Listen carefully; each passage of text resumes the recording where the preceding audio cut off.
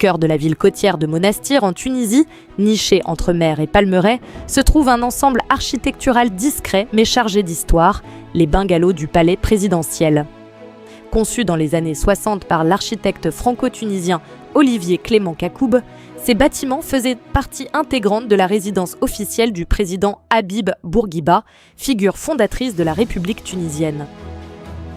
Monastir n'est pas une ville comme les autres dans l'histoire moderne de la Tunisie. Située au bord de la Méditerranée, entre plage claire et patrimoine ancien, elle est surtout connue comme la ville natale de Habib Bourguiba, père de l'indépendance tunisienne. Ce lien personnel a transformé Monastir en un lieu hautement symbolique. Kacoub a signé plusieurs ouvrages d'importance nationale, marquant une volonté de moderniser le pays tout en s'inspirant du génie local. À travers les bungalows de Monastir, il propose une synthèse raffinée entre architecture moderne et identité tunisienne, le tout en harmonie avec un paysage côtier paisible et baigné de lumière. Illustrant les 5 points d'architecture moderne, traduisant la philosophie architecturale nommée architecture du soleil,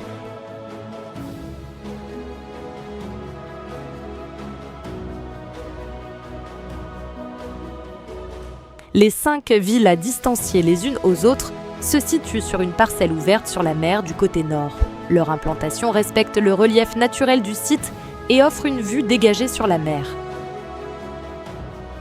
Le langage architectural, quant à lui, combine une modernité sobre. Lignes épurées, volume simple, toiture plate. À travers le jeu de galeries, de corniches, de terrasses et d'escaliers, il crée des façades animées à travers l'ombre et la lumière. Les bungalows abritent une collection de fresques des peintres de l'école de Tunis, comme Abdelaziz Gorgi. Il existe 2 types de villas qui se répètent alternativement. La différence entre les 2 types est remarquable par rapport à la répartition des espaces et au niveau de la forme des terrasses et de toitures.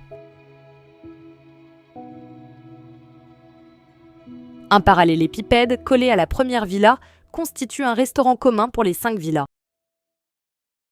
Aujourd'hui, les bungalows du palais présidentiel sont dans un état de dégradation préoccupant. L'absence d'entretien, l'exposition directe à la mer et le manque d'intérêt des autorités ont accéléré leur détérioration.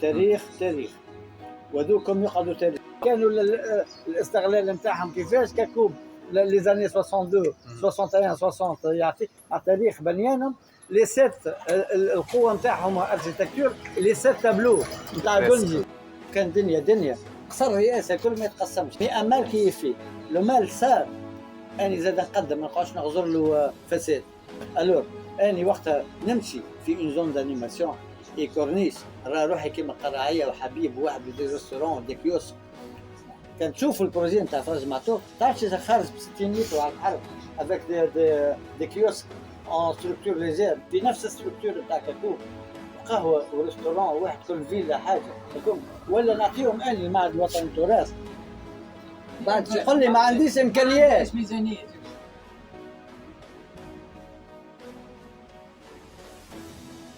L'ambiance ياسر محلاها وترانكيل والفيو على البحر ياسر غولاكسونت.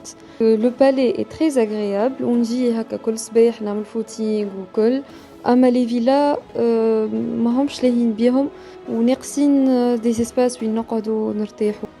وزيدا برشا ناس ما يعرفوش حكايه لي بانجالو هوني. كان جا فما بروجي هكا باش يعطي حياة جديده للبلاصه ويخليها محلوله للناس الكل يكون ان بلوس ياسر محلي وتكون ديجا حاجه غونتابل.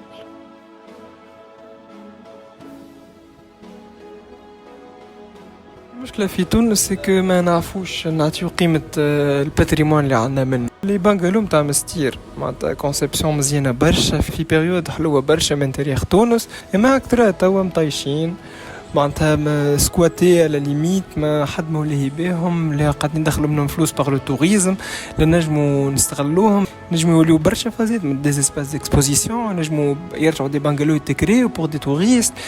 C'est triste, ils ne sont même pas considérés comme حاجة patrimoine معناتها. Ils sont des témoins d'un passé glorieux de Tunis.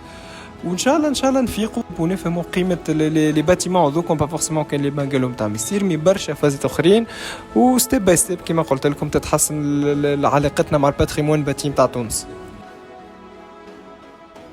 Face à cet abandon, une reconversion devient essentielle. Plutôt que de laisser ce patrimoine disparaître, nous proposons de lui redonner vie à travers un parcours culturel.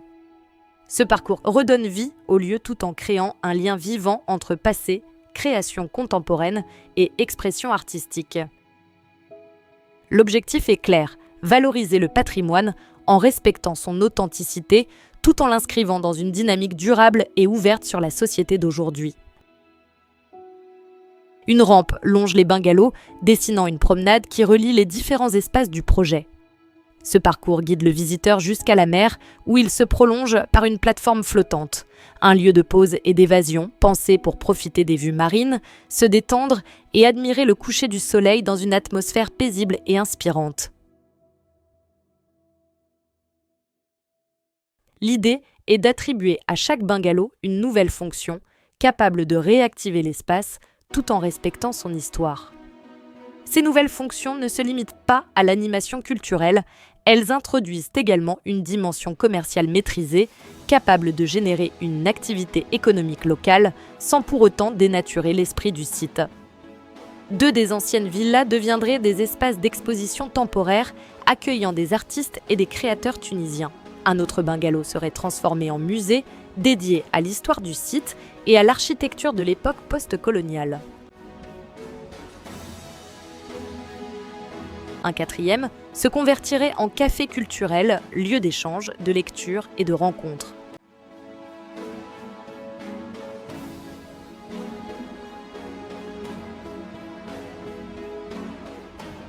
Le dernier bungalow accueillerait un atelier d'art plastique, un lieu ouvert à tous, dédié à la peinture et au dessin, pour encourager la pratique artistique dans un cadre inspirant.